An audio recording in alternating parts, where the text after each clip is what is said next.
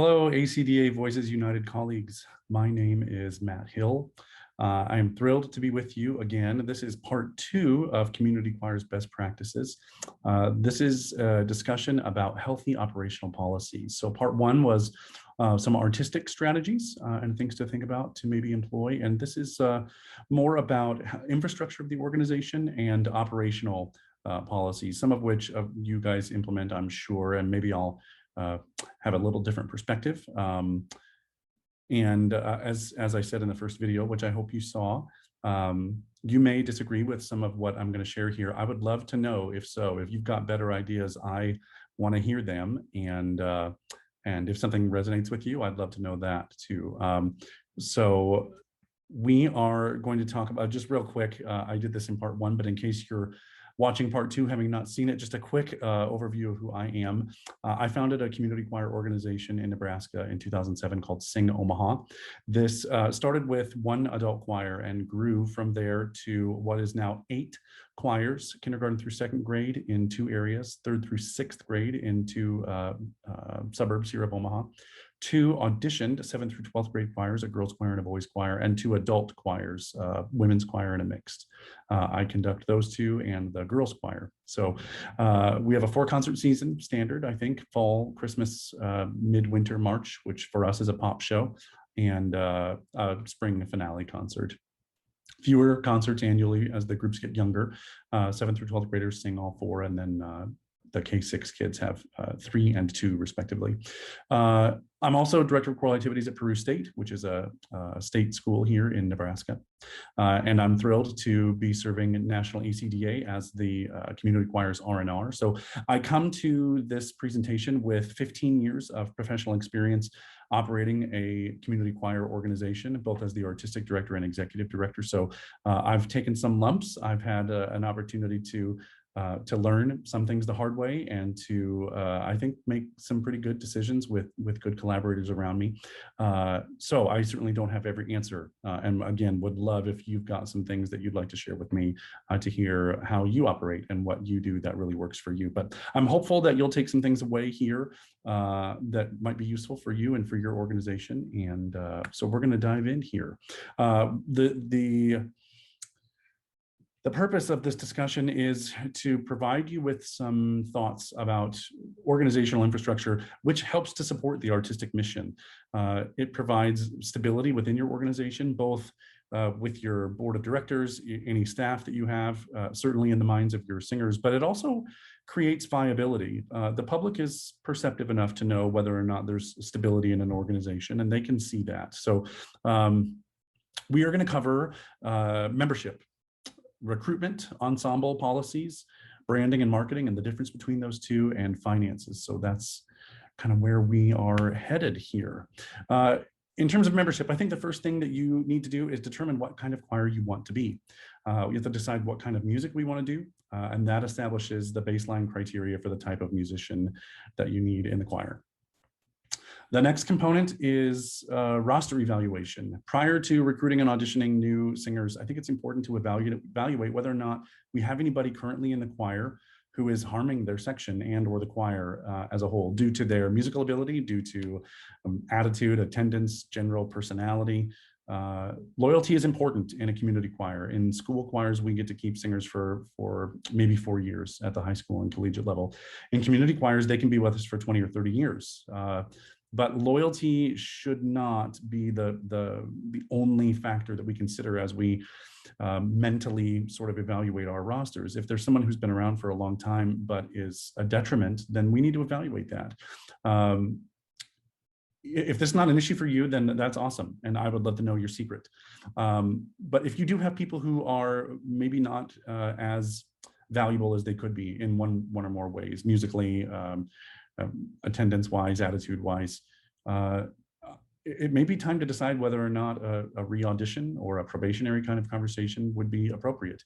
As a first step, I think just bringing it to the attention of that member or members is sort of an obvious thing, but you have to be willing to do that. If you're averse to confrontation, or if you fear that the conversation won't be received well, maybe ask a board member or a choir member, section leader type person to be present preferably in person, but a conference call would be great. I wouldn't send an email. Don't do that. I guess it's better than nothing, but I think this is a much better conversation had in person or over the phone. And this is all coming to the conversation about culture being everything. We only get to see these singers once a week in most cases, and your great members know who the ones are who are maybe too talkative, or who are always going to be late, or who never know their music to the level that they should. They all know it. And they either think you don't, or they recognize your relationship with that person. But you owe it to the group to be the one, to be the arbiter of that, and to be where the buck stops, as it is. My philosophy is that I can train a musician who has fundamental ability to do what I need him to do. But it is nearly impossible to train somebody to be a good person, a good colleague, a good ensemble member. And sometimes the ensemble benefits by attrition, and that can be hard, especially if the group is running a little small. But it's amazing to me how many times I've experienced the right person walking out the door, facilitating more right people walking in the door. In 15 years, I've only ever had to ask 3 people to leave one of the 2 adult choirs. In all 3 instances, it was behavior that was the issue. Blatant disrespect to peers. In one case, having a phone conversation on speakerphone while I had a guest conductor in the room. That was done that afternoon. In all 3 cases, the audition or interview components to bring them on was positive. And of course, there was no indication of these potential problems. And in all 3 instances, I addressed the behavior privately and asked it to improve. When it did not, the decision was easy upon the next instances of that behavior. And the choir was both happy for and better for the move in all 3 cases. So a lot of times your singers won't say anything, but they're going to be grateful when you take care of it. So once we've done the roster evaluation and we have a pretty good sense of where we have strength, where we maybe have weaknesses, and maybe where we have people who need to find someplace else to be, then we have an idea about where we need to recruit and what we're looking for. So in terms of attracting new singers, I think it's important that we utilize our relationships first. Singers in the choir know other singers in the area, probably, right? People who sing in church with them, people that they sang in high school or college with if they went to school in the area, friends and relatives who post about singing on social media. And I think it's okay for you to be specific. Hey guys, we need 2 more tenors. I could really use a solid first soprano, or I need a really rich low alto. Anybody know anybody like that? And make sure that they're clear about what your music expectations are. Somebody with a nice voice, but who can't read may not be a fit for your choir. Maybe they are, but we need to be explicit about what those baseline expectations are so that they don't build a set of expectations in the mind of their prospective auditionee that then gets disappointed. Another area to consider is music educators in the area, particularly those who are teaching elementary and middle school. They're not as busy with musicals and other after-school activities is the reason why. I have a number of music educators who sing in one of my 2 adult choirs who say that they enjoy being on the other side of the podium. It's nice to be an artist, but this also helps them get perspective about how they run their own rehearsals. And they can truly illustrate the balance of lifelong singing with a professional career to their students. I think it's wonderful for their choristers to know that their director is still participating in a choir. I would make connections with local colleges and universities. They're not always eager to share singers, but their graduates are going to need a choir to call home, and you should be their destination. So become friends with those choir directors. You likely know who they are anyway, but offer to go in and run sectionals, maybe provide scholarships if you charge tuition for choir, maybe in the first year out of college, offer that recent college graduate an opportunity to come and sing for free. They're a leader in your group, and then the next year they can jump on the tuition bandwagon. Everybody benefits with infusion of music students, whether they were music majors or not. Singing in a collegiate choir is certainly valuable experience to bring to a community group. The last thing is sort of a caution. I would avoid scheduling cattle call audition days.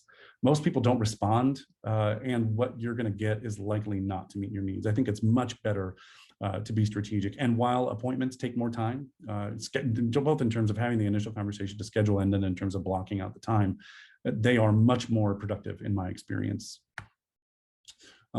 Which leads me to then what does that audition look like? We all have our ideas about this. I would love to know your best practices, but in my experience, the things that I've learned to do and not to do are are proving to be really helpful for us as we continue to grow as an organization here at Sing Omaha. For me, the actual audition is 50% music and 50% personality. I'm evaluating musical skill personally, but I'm also evaluating who this is as a person. Are they going to be a good fit? I think having a phone conversation first to answer basic questions and as a first layer of vetting is a really good idea. If you feel good about the prospect after that call, invite them to an in-person audition. The phone conversation can be shorter if you put together a little PDF of your operational policies. This is what the season looks like. Here's what the uniform is and how much it costs. This is our tuition. Here's the season calendar. If you can just send them a PDF, you don't have to answer those questions for 15 auditionees, but that phone conversation sort of can give you an idea about their experience, their level of enthusiasm. You can share with them your artistic expectations, and they'll be honest with you by either getting back to you and scheduling an audition or not, because it's not a fit for them. Secondly, I would avoid asking for prepared solos. I really don't think that's an accurate indicator of people's musicianship.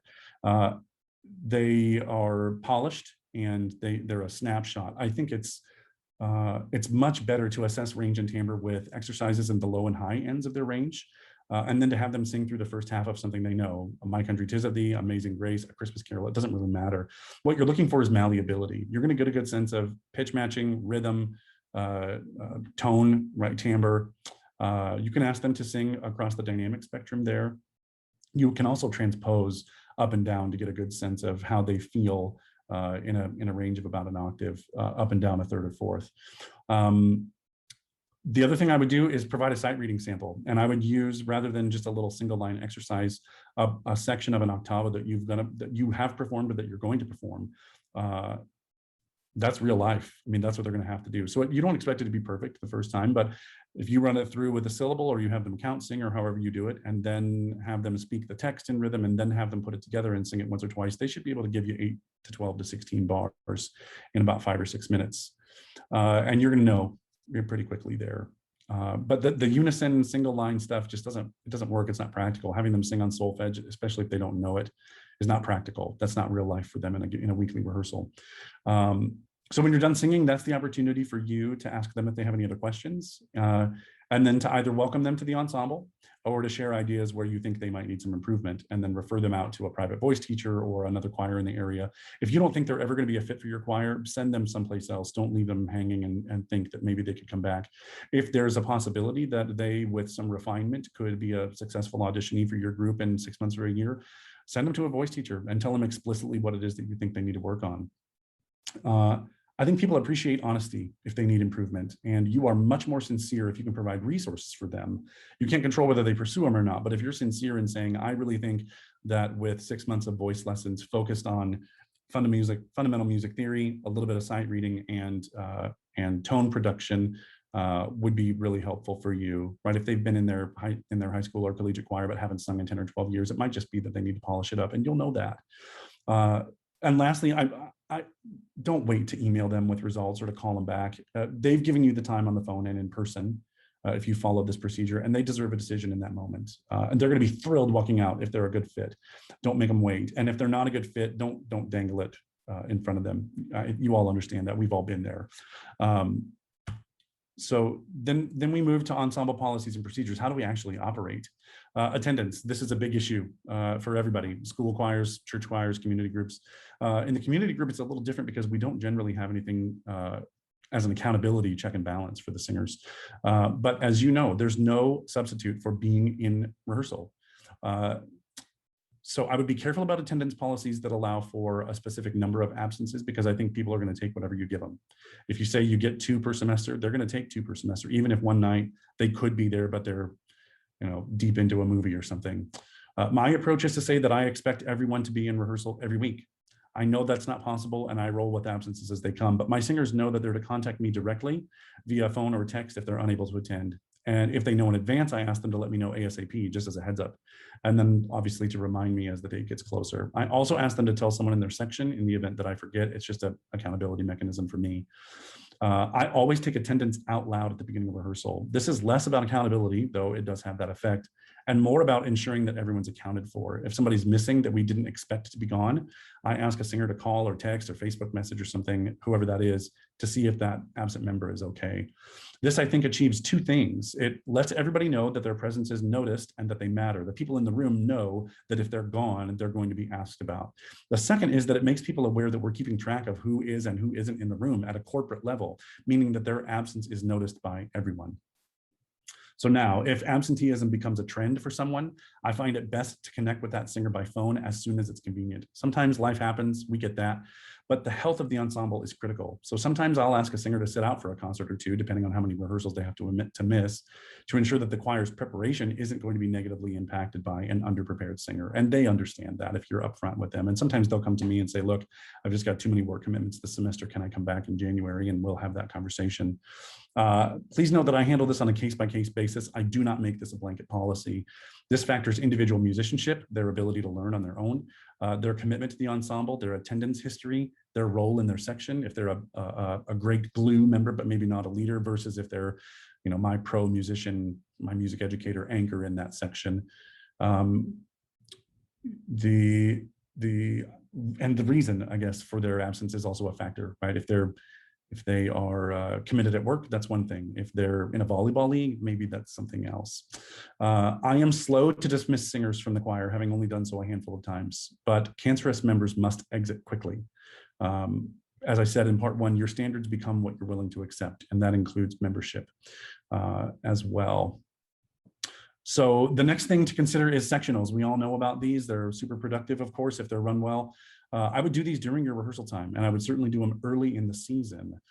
Even if you can't split into four, rehearsing the sopranos and altos together and the tenors and basses together provides enough isolation to focus in on areas that need help. If you have a second rehearsal space, ask your pianist or a section leader to run one sectional while you run the other.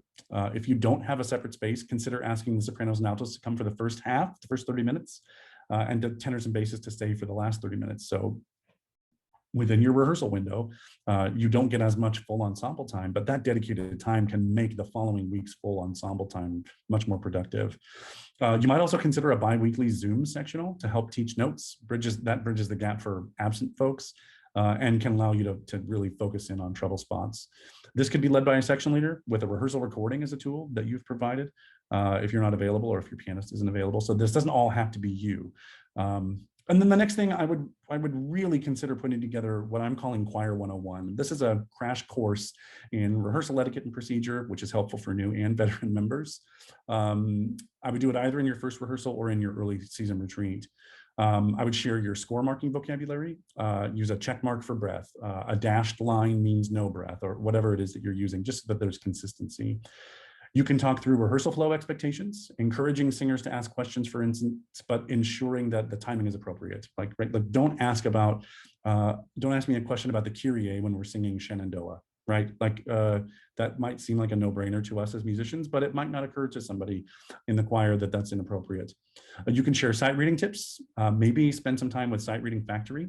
You might consider using that in weekly rehearsals as a part of your warm-up regimen as well. The subscriptions are very affordable.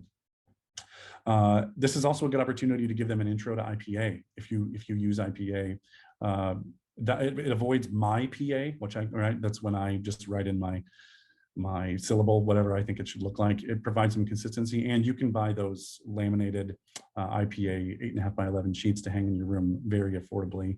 And I think that's good. Having a shared vocabulary, I think, is important. Then giving them general tips. Write the next note in the margin at a page turn. If you sing at the downbeat of the page turn, write that next note and maybe the lyric in the margin so that you're not going to miss that on the page turn. When you're stagger breathing, decrescendo before you have to take a breath. Decrescendo out, get a good breath, don't feel like you have to sneak back in, and then crescendo back in, right? I mean, that's a good tip, and they'll get that. You practice it with them one time. It's taken less than 60 seconds for you to create a new tool for your singers. I ask my sopranos and altos to modify their vowels to O when they get to the fourth line, treble staff D or higher. Sing the consonants, of course, if possible, but for instance, the lyric "shine on bright star" above the staff, at the top of the staff and above, becomes "shone on brot stol." It just gives a much more beautiful tone under which the rest of the sections can carry the lyric. But the sopranos set the tone then for the ensemble. The modified tone actually creates a canopy of resonance over the top of the choir that's going to color that full ensemble timbre. So that's, again, you're up to your personal preference, but from a pedagogical standpoint, I think that's a really good standard rule. You can always change it, of course, but if they build that habit, it means you don't have to address it every time. I think that's important. So you may have other policies and procedure things that you're interested in, but I think these are big ones. Having an attendance policy and knowing how you're going to handle individual experiences, budgeting time for sectionals, whether it's during your rehearsal time or outside, and then this choir 101 thing, I think can be really fruitful. If you invest a little time up front, help them to know how to rehearse and how to mark their scores, you're going to save a lot of time. Which then brings us to, now that we have the choir together and we're making music and we're learning and we're ready to go and share our work with the community, we need to be branded and we need to market that brand. So here's a quick overview. Branding is defining who you are as an organization, as a company, as a choir. This branding is strategic. Okay, branding and marketing are two different things. Marketing is the deployment of those strategies to promote your brand. This is the tactical component. This is taking what you've branded and then figuring out how to take it to the community, to the market. So a couple things to consider in terms of branding. Your choir certainly has a name. I think it's important to evaluate whether or not that name still represents who you are as a group. If it doesn't, it's time to consider a rebrand. And if that's the case, ask whether or not the market, non-musicians, can ascertain who you are by your name and logo. If your choir has a Latin name or another foreign language name, you might consider that it's potentially unapproachable for non-artists, which is fine if you and your singers like it, your board likes it. If it's a 50-year tradition, you might not be changing it. But you might have a harder time attracting younger singers. And you might have a harder time attracting corporate advertisers who can't relate. So it's not to say it can't be done, but there's going to be more communication required there. If you don't have a logo, it's time to get one. It's time to get one. You might have a designer in your choir who could do this for you gratis. Undergraduate graphic designers love real market opportunities and work cheaper than professional firms, but you might get a professional firm to give you a nonprofit discount. And if not, it's worth trying to fundraise for and get that done. You can see the Sing Omaha logo behind me. Studios goes away, choirs replaces it on our choirs programs, but the symbol and then the word mark, which is that Sing Omaha, is standard and is everywhere, follows us everywhere. And a brand is more than a logo and the name. Other considerations include a standardized color palette, fonts, graphics, other images, your slogan if there is one, a shape maybe. For us, it's that SO circle there. Think like Apple, the tech company. You don't have to see the word Apple. They don't even say that in writing anymore. You just see the symbol. And then your website and social media channels, all your printed materials, whether it's brochures, concert programs, need to have a consistent feel. That means consistent fonts, consistent colors. Doesn't mean it all has to look the same, but it needs to be from the same family. And that helps your members and your clientele and the general public identify and relate to you as a brand. So once you're branded, you have a ton of opportunities to market that brand. Your singers are your best marketers. They are the most invested and passionate representatives of your organization, and they will support your cause for free. This is a no-brainer. We need to mobilize our folks, and we need to tell them that we need them to do it, right? This is not intuitive. So we need to be honest with them and upfront about what we need. Social media channels, you got to get on and you got to get active. There are some conversations about the viability of Facebook, but it's still a must. And now that it owns Instagram, you can tie Facebook posts to Instagram that'll immediately populate there. Twitter's a little hit or miss depending on your demographic, but not necessarily worth avoiding. I would maybe just think about different content that might be appropriate for Twitter. I think children's choirs and youth choirs can effectively use Snapchat and TikTok, but these are not necessary for adult ensembles. It's just not where they are. If this is not your area of passion or expertise, I would recruit a singer. If you have a budget, then go hire somebody, but it might be better just to try to utilize somebody within your organization. But either way, make it a priority. Make it a priority. Create a Google Sheet with tabs for each month. You can list the days down column A, your themes down column B, Throwback Thursday, for instance, midweek music, where maybe you share past recordings or recordings of music that you'd like to do. Use column C for links to content. If there's a meme you're going to share, or if there's an article that you want to share about healthy singing or the value of choir, just link it in column C. I think having a theme, a Throwback Thursday thing, is great. It makes it a little easier. You can program for the month pretty quickly with old images or concert programs. And there are tools for pre-scheduling posts that can help to make this efficient too. You can sit down for a couple hours and program a whole month out that'll automatically post for you then. You might consider delegating this to a volunteer, again, if it's not your skill set or your area of passion, but I would make sure you're checking in with them monthly about the content to ensure what's going public represents you and your organization well, and to help guide the next month's worth of content. And then I think you need to be an engaged participant yourself. As the director, I try to engage with all our posts. I comment, I tag people, I share. And sometimes that can get a little exhausting, but I think it's important that they see your members, they being your members and they being the public, that you are invested and engaged in this way. Of course you're invested and engaged, but there's something to be said about participating, particularly when things are silly. They want to know that you can be silly too. I do a weekly vlog that's 4 to 5 minutes long. Lately, it had been COVID updates, just kind of how we're operating. But they like concert behind the scenes kinds of things, fundraiser promos. And whether we like it or not, our singers and the community want to hear from us. We are the face of the organization, and while we're not necessarily always comfortable being that in terms of celebrity or whatever, we need to be. We need to be. So you need to embrace that. Another consideration here is to think about reciprocal or in-kind relationships. Maybe you could offer to run ads for other local arts organizations in your concert programs in exchange for the same thing. It costs you nothing, and you're likely to reach a similar demographic. There's probably going to be a cross-section, but other community choirs, dance studios if you've got children, symphony orchestra, a wind band, right? A community theater. There are a number of places where you might be able to make some relationships and get some free advertising in exchange for giving them free advertising. That's easy. And then if you're not using an e-newsletter, I would. You can send it monthly or bi-monthly. It doesn't have to be quarterly if you want to. Keep it short, keep it informative. A feature about the upcoming concert, audition announcements are great. Highlight a staff person, highlight a volunteer. Whatever, depending on the size of your choir or organization, there are a number of different areas of content. You could delegate, can have a section leader corner where they're talking about the social night that they had. The tenors and basses went to see a silly movie together, whatever it was, right? I mean, it just depends on what the culture is of your organization, but those e-newsletter subscriptions are really affordable and I think worth it. Not really a whole lot of work that can get you pretty strong reach. And so then we've got to have money to operate, right? We want to get the word out, but we also have to have money to do that. So let's talk about financial strategies. The board in many organizations is helpful, and in some organizations is not as helpful. And so I think it's important to evaluate that first. In my opinion and experience, the board should serve 2 primary purposes and 1 secondary purpose. Primary purposes are to raise money and to raise awareness. Raising money can come in the form of private gifts. Maybe they're giving cash, corporate sponsorships that they go and find for you, in-kind donations like we talked about, maybe a printer who in exchange for an ad prints your programs for free or at a substantial discount. That's great. Your board should also personally commit to an agreed upon amount of personal contribution that they are either going to give themselves or that they're going to get from other donors.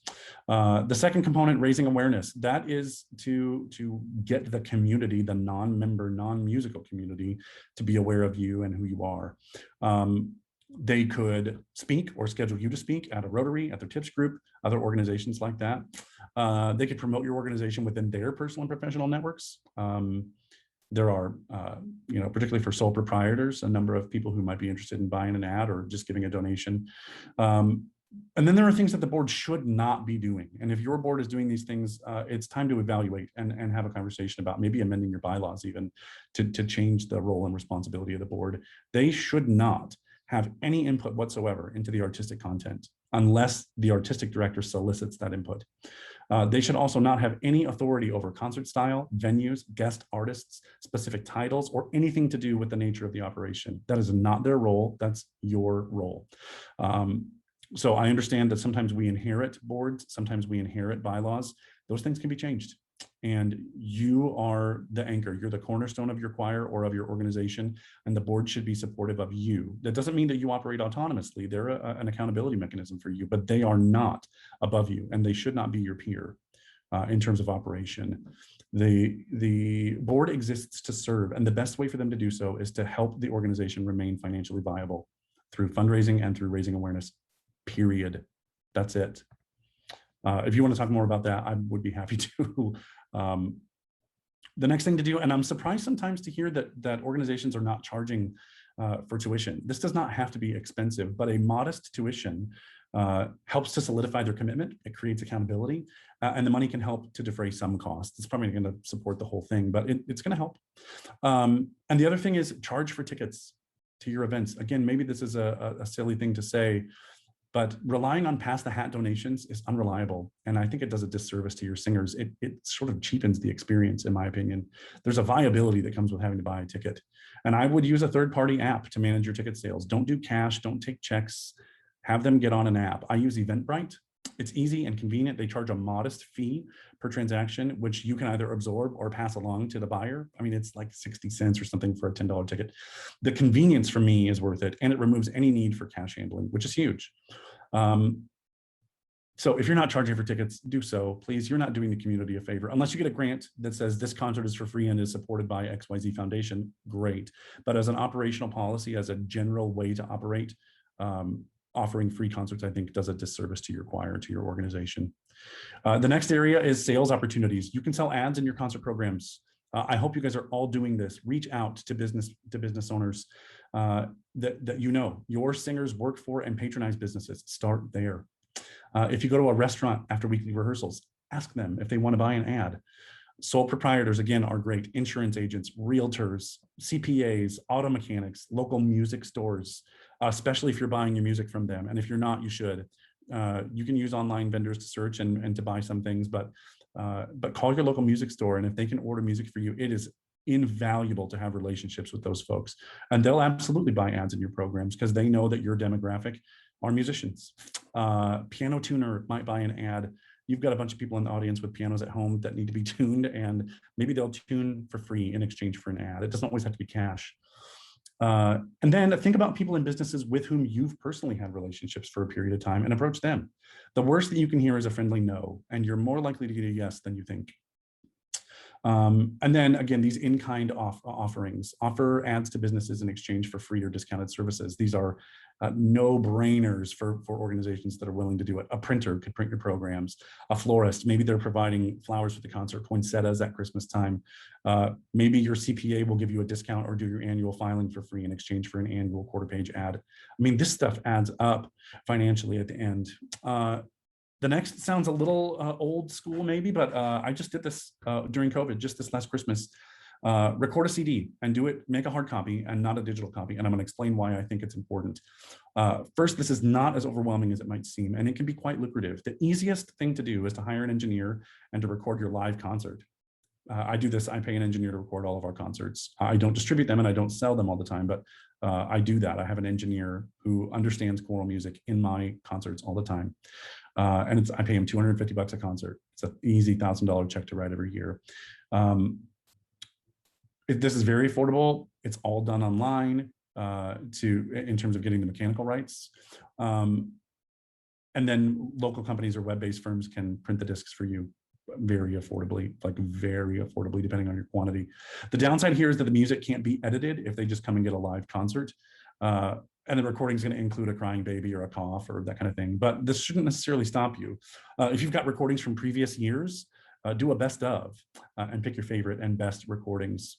I did this at Christmas as an opportunity to raise some funds during COVID when we were not generating the revenue that we're accustomed to pay our bills here. I compiled a 2 CD set of a best of at Christmas, and it was incredibly successful. Alternatively, but more expensively, book a space and hire an engineer to record a CD's worth of music over 4 or 5 sessions. You should budget 1 hour of recording time per 3 to 4 minute track. that's just the time. This is going to allow you to slice into sections to perfect the recording, and it omits any extraneous noise. It's going to net a higher quality recording. I'm sure you've all been a part of that, maybe at the collegiate level or in other areas. In either case, you should sell corporate ads to be included in the CD booklet. This revenue should cover the cost of production and may actually net a profit as well. Then, of course, you sell the CDs to the members and to your organization's network. Email your concert goers. I hope you're keeping a list of them. If you start doing electronic tickets, you'll have that. Keep a database. Post ads on your social media channels and share the opportunity to buy ads with friends, family, coworkers, church members.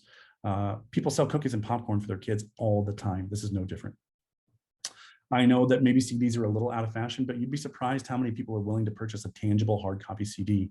And frankly, that's the only way to show a real value to your advertisers. I can tell the advertisers, we're going to sell 1,000 CDs with a booklet in it that has your 2-page layout.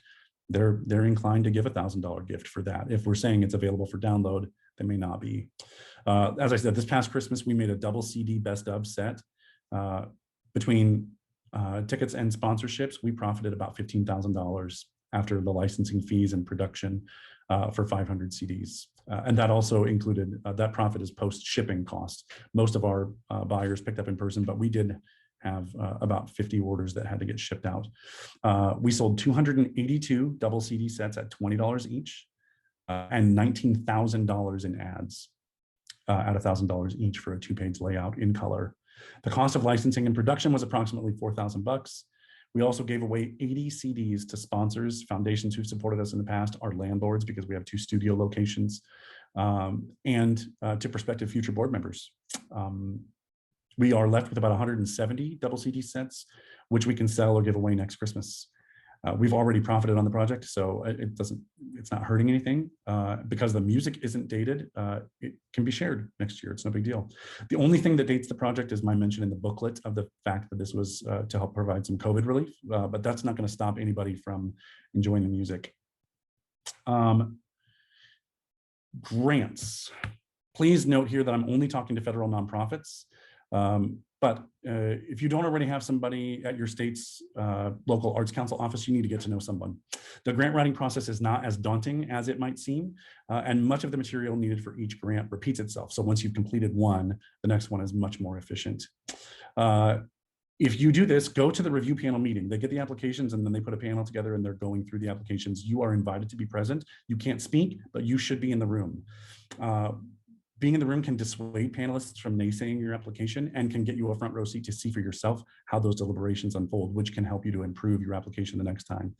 Regardless of the outcome, whether you're given your grant or not, follow up with your contact at the Arts Council to ask for feedback. Most are happy to guide you towards successful outcomes. So identify local foundations and follow their application procedure exactly. Contact a representative to introduce yourself and your choir or organization, even if they don't explicitly support the arts. You may have a project that's of interest, or they may know of other resources for you to explore. So as we conclude here, all the time and effort that we put into planning and executing the musical side of our choir's healthy operational policies absolutely help to maximize those efforts and to create effective, efficient, and enjoyable experiences for everyone involved. Hope is not a strategy. So you need to develop a plan, execute the strategies to meet those goals. Growth happens through deliberate behaviors that are repeatable and well articulated. So take the time to build a strong foundation on which your community choir can operate and over which your artistic endeavors can thrive as a result. It has been my absolute pleasure to share some thoughts with you. I am so excited about the future of community choirs in our country, as I shared in the first presentation. I would love to hear from you. If you've got great ideas or if I can be of any assistance, please reach out. My website is in the bottom left-hand corner of all these slides. I'm easily reached there. I'm also pretty easy to find on social media. So don't hesitate to reach out if you've got questions or if you've got other best practices that I should be considering and that I can share with colleagues and community choirs around the country.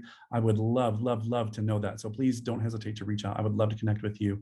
And I wish you the absolute best as you continue to consume the efforts of your other presenters here at this conference. Thanks again so much to the committee for inviting me to participate and to contribute. Thank you for watching.